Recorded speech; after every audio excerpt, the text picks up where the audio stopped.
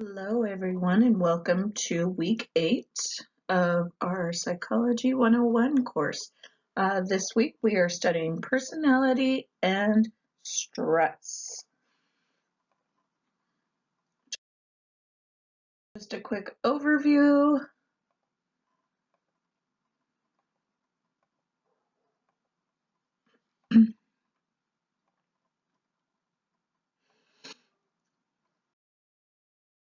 All right, here we go.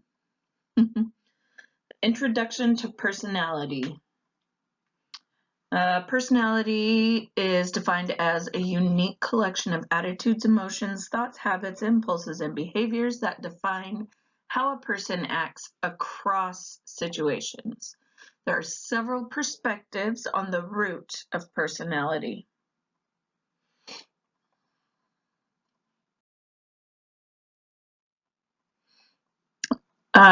These are kind of some common generic personality types that we're going to start with.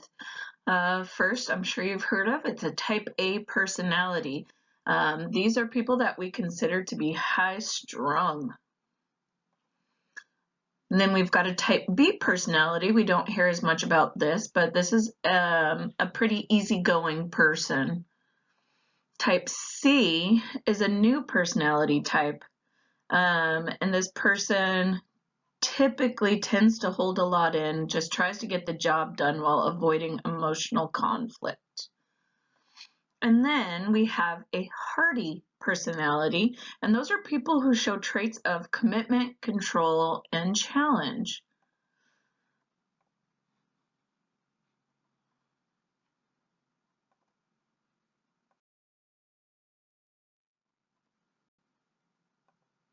All right, first note card of the week.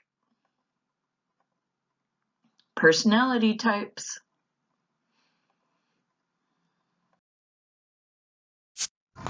And on the back side, we've got type A for aggressive, type B for flexible, type C for cautious, and hardy, which is traits of commitment, control, and challenge. So remember, you guys, that these index cards are all things that will be on the homework and the test.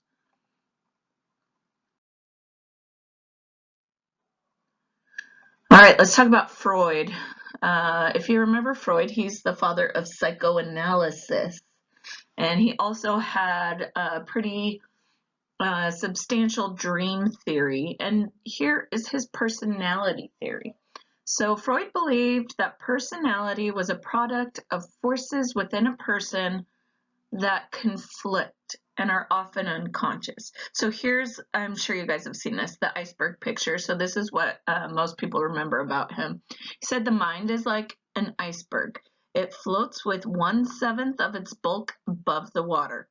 So that's the conscious level, the level that holds our thoughts, perceptions, and impulses we are aware of, but we can't hold it all at once. The next layer is the preconscious. This level holds thoughts, perceptions, and impulses that we could become aware of, so we can easily pull these things up out of recall to be aware of them. Then we've got our unconscious mind, and that's the level that contains all the thoughts, perceptions, and impulses that we are unaware of. So things that drive us, that we don't even realize, and things that we can't put our finger on. Freud also thought that personality had 3 structures that work together and against each other to make us who we are.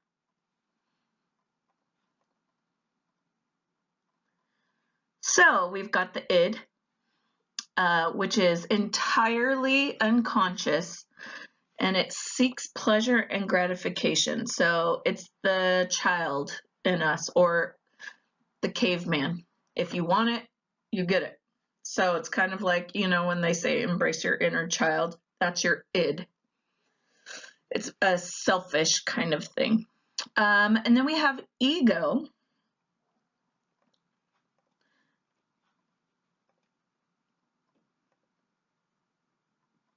So the ego tries to meet the needs of the id while also functioning successfully in the environment.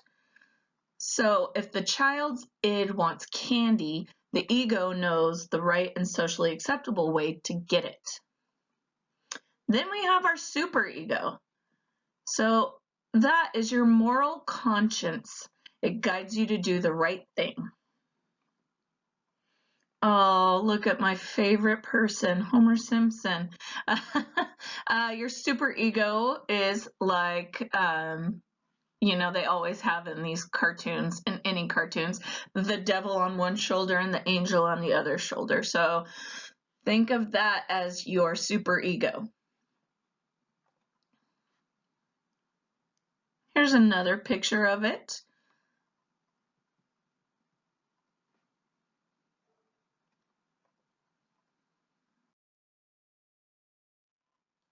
All right, so to finish our thoughts with Freud here, again, this is our conscious level that we hold our thoughts, perceptions, and impulses that we're aware of.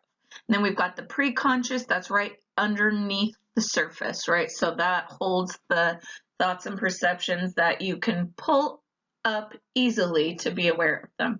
And then the unconscious that are the motivators that we're not even aware that they're there.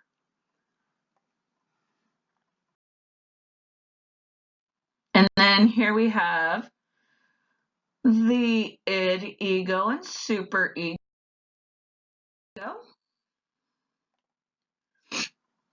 I'm sure you can't guess what this one's going to be about. Freud's personalities.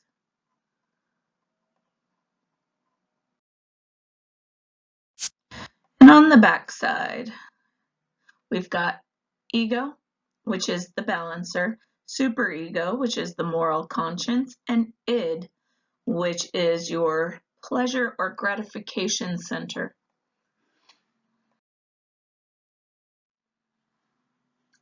Now, this is a different theory. This is the trait theory.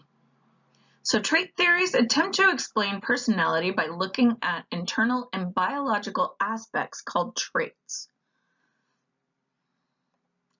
Traits are tendencies to behave in a certain way across most situations.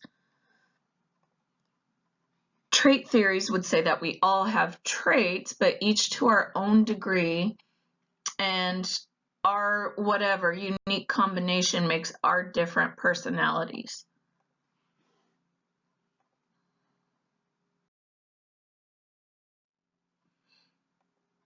All right, so Allport's trait theory.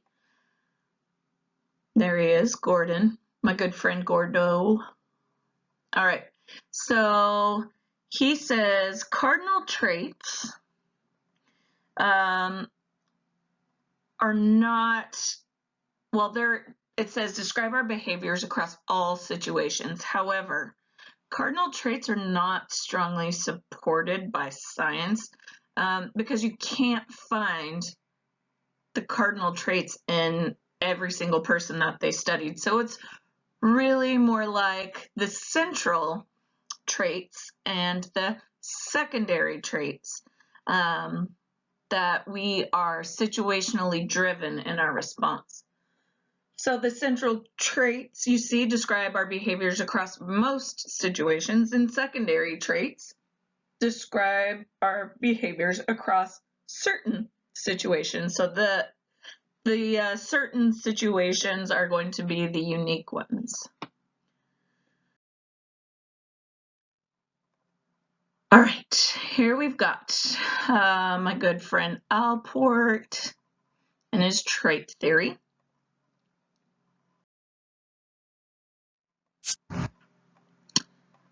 On the back side, cardinal traits, central traits, secondary traits, less consistent, and situation specific.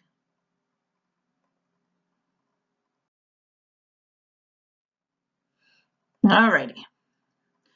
So we've got the big five trait theory now. The Big Five is one of the personality tests that I have posted for this week's homework. And the Big Five measure along a continuum in all people. The first is openness, which is the degree with which someone is open to new ideas, how creative and imaginative and curious, versus the people who prefer routine and stability and have more of a narrow focus. The C stands for conscientiousness, and that is the degree to which one is aware of others and attentive to them or to a task versus being unreliable and lazy, etc. The next trait is extroversion. So extroversion is the degree to which energy is directed inward or outward. So one end is basically, in a nutshell, being a very social person, and the other end is kind of being a more, I'd say, a person that is more likely to like isolation or solitude. The next is agreeableness. So that's the degree to which one gets along well with others. So are you easygoing and trusting, or are you unfriendly and suspicious? Then we've got neuroticism. So neuroticism is the degree to which someone is emotional.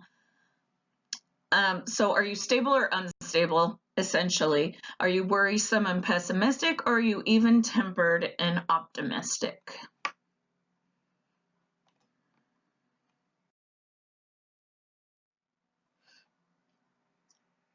You remember Bandura's? He's the one that did the Bobo the Clown experiment. A few chapters ago, we learned about it, where he had the little kids come and watch a secretary or an adult beat up that blow up clown doll, and then when they were left alone, he watched how the kids ended up beating up the clown doll as well.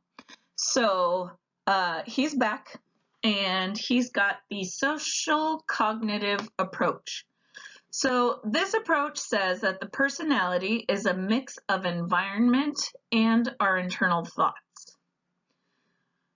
So he came up with something called reciprocal determinism, which is kind of what's in this picture here. So see how the arrows are all kind of leading to each other.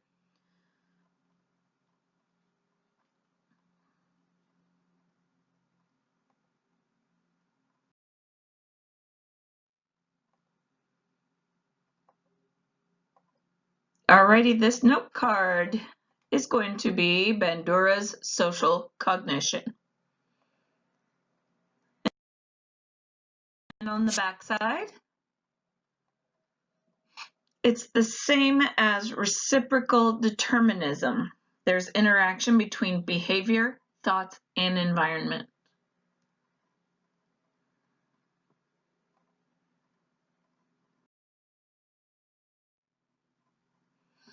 Alrighty. Now the humanistic approach, which means Carl Rogers. He's our big name in humanism. Alrighty, so the humanistic approach involves the individual's personal choice and free will, and that's how they explain the shape of personality. It says that we are an active participant in our own growth, and we have a built-in drive to reach our potential. So think of Maslow's triangle of needs that we had in last week's PowerPoints, and how the self-actualization was at the top, and it was part of the self-esteem needs. So the humanistic approach really deals with the drive to reach self-actualization. So you can't have one without the other.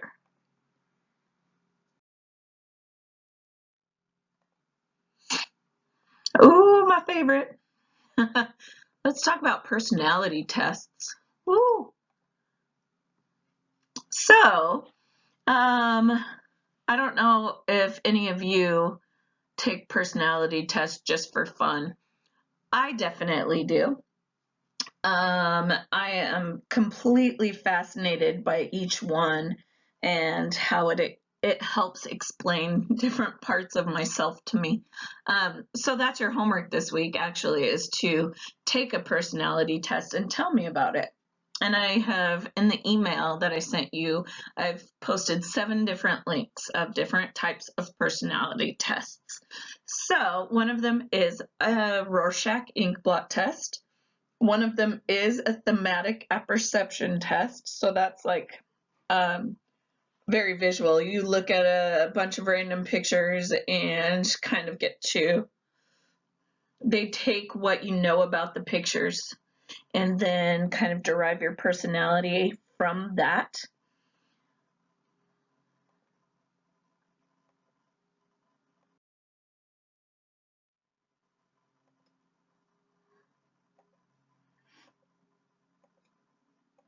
Alrighty, this one is projective personality tests.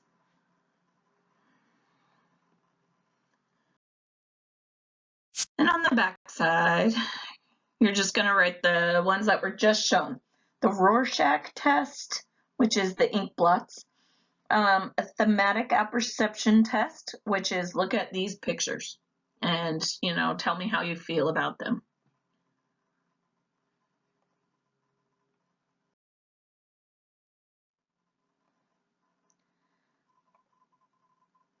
Alrighty, and then this is just a little bit more about personality tests. There are a few different kinds. There's kinds that are self-report forms. So that's going to be like, which one describes you best kind of questions. Then there's rating scales where they have, do you strongly agree or agree or neutral or don't agree or strongly don't agree kind of scale. And then there are direct observations and clinical interviews. So again, have fun. I posted 7 different types of personality tests. There's one called the Enneagram. There's one called the Myers-Briggs. That one's my favorite. There's the Rorschach. There are pictures. There's the Big 5. There's a Big 6. So go ahead and do at least one of them. Let me know if you like it or not.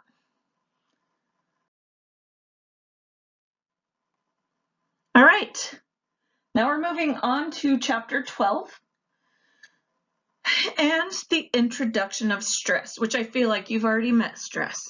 We all have. So stress is any stimulus and our response to it because it's perceived as challenging or threatening, depending on how you spin it.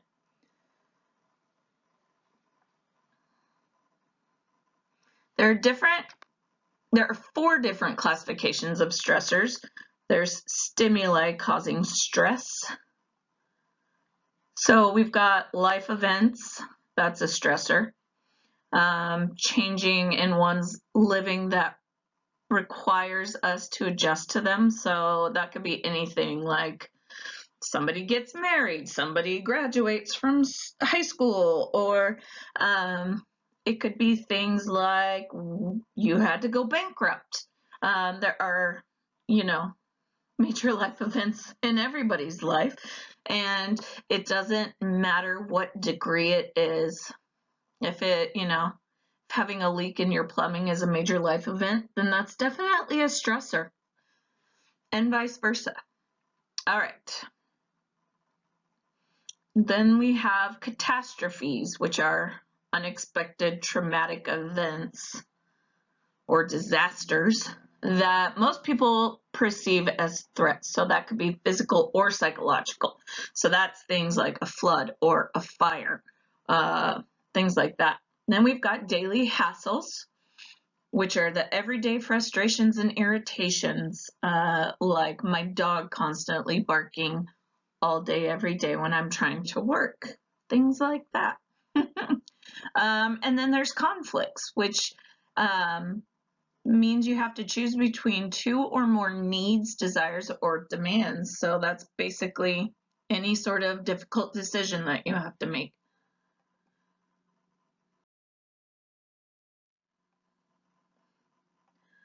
Alrighty, note card. Stress.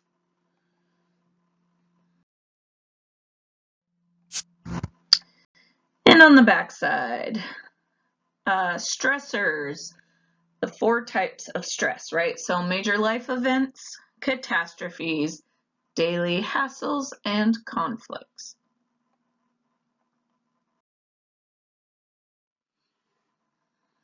All right, let's learn about some conflict resolution. And I have posted the video of The Office where they do the win-lose versus the win-win versus the win-win-win situation, just for a little fun for you. So we've got the approach conflict. So that's the win-win. That means you choose between 2 things that you want. So then we've got avoidance. This is choosing between the 2 things that you don't want. So for example, writing your paper for class or cleaning the house. So 2 things you would rather not do, but you got to do one. This is a lose-lose. Then we've got approach avoidance conflict, which is wanting something that has both good and bad parts. So like going to the movies when you want to see a movie, but then you suffer social anxiety with large groups of people. Then we have the multiple approach avoidance, which is when you have several options in a situation and each of them has pros and cons. So for example, you have to choose where to live in a new town and you have several places in mind, each having good and bad things about it. This is what a majority of life decisions are like.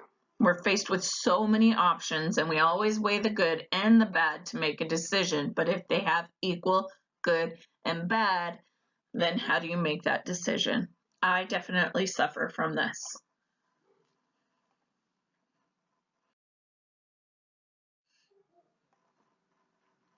Alrighty, on this index card, please write types of conflict. And on the back side, you're going to write approach, which is a win-win, avoidance, which is a lose-lose, and approach avoidance, which is good and bad. Alrighty, now we're going to look at our endocrine system in a nutshell, which is activated when there are stressors. All right, so we've got the hypothalamus,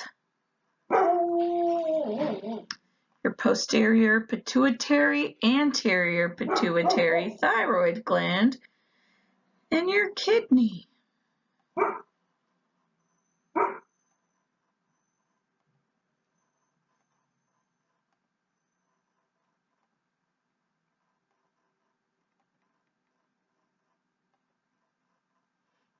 So you can see that your anterior pituitary gland is responsible for your growth hormones,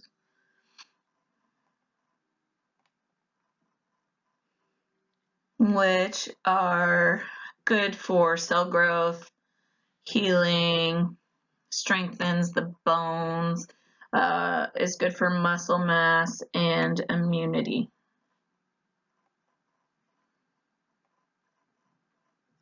So the anterior pituitary is also good for your thyroid stimulation.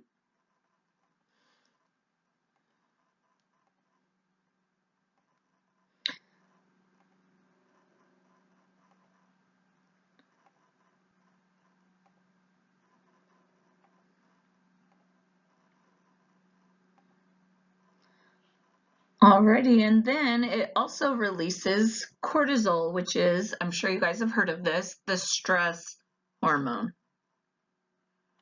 So,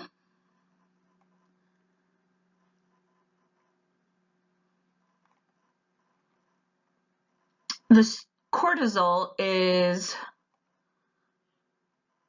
good for, it's important for rather,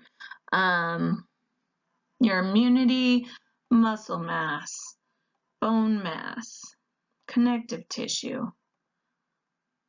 It increases abdominal fat. Sorry, if you're stressed out all the time, there is scientific proof to show that it will increase fat in certain places. For women, it is abdominal fat. So too much stress decreases immunity, so it makes you more likely to get sick. It decreases your cognitive function, decreases your thyroid function, decreases connective tissue, etc., etc.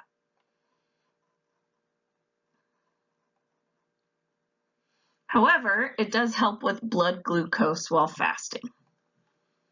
It also aids in metabolism of proteins and fats and carbs.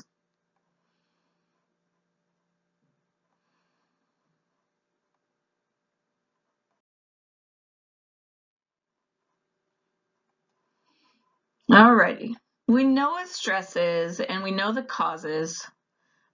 So what comes of that? What is our response to stress? Primary appraisal is our first interpretation of an event.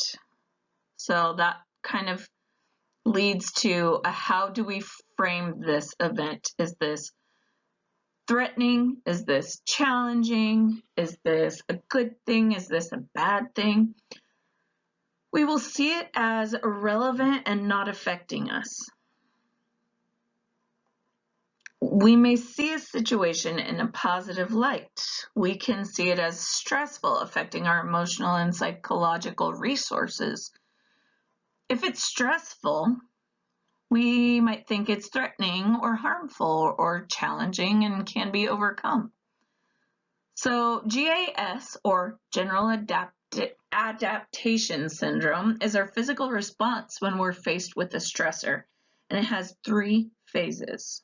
So the first one is alarm reaction, which is the immediate activation of the nervous and endocrine systems. Our sympathetic nervous system excites. If the stressor goes away, the system returns to normal. If the stressor continues, the body enters the second stage, which is the resistance stage.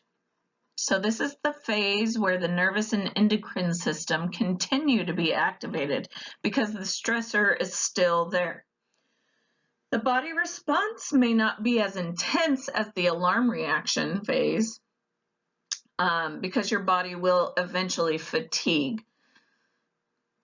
Then we have the exhaustion stage, which is where the resources are drained from the body responding to stress, and wear and tear begins on the body.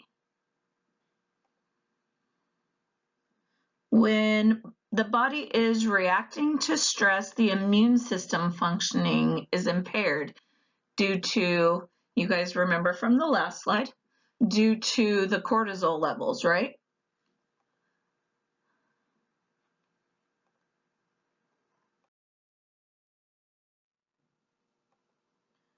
Alrighty, on this note card, General Adaptation Syndrome.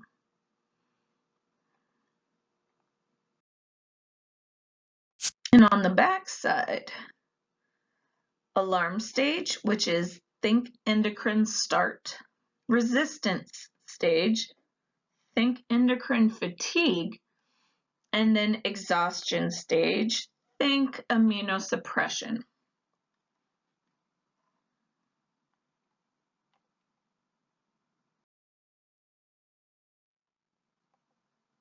Alrighty, so we have stress and stressors and our physical response to it. Then what do? We cope to manage the stress. Problem-focused coping is when we change our situation that is causing our stress. We are able to control or alter the environment somehow.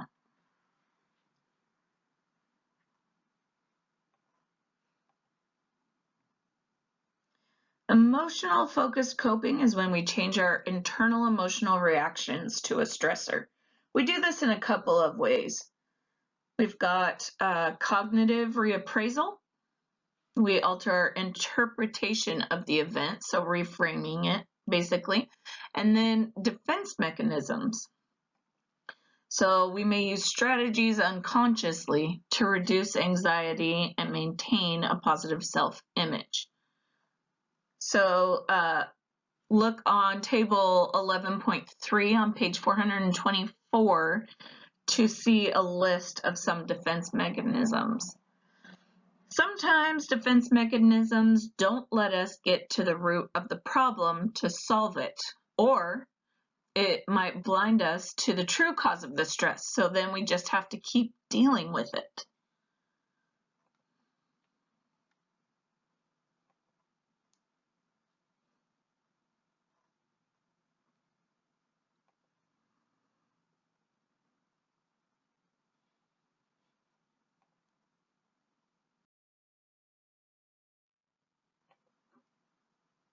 Alrighty, this is your last one for the day. Coping with stress. I'm sure you guys know all about stress at this point in the term. Alrighty, we've got problem focused. So that's how we want to fix it, by changing the situation. Then we've got emotion focused. So that is kind of reframing it, cognitive reappraisal, change how we look at it. And then we have defense mechanisms, which is how we deal with it.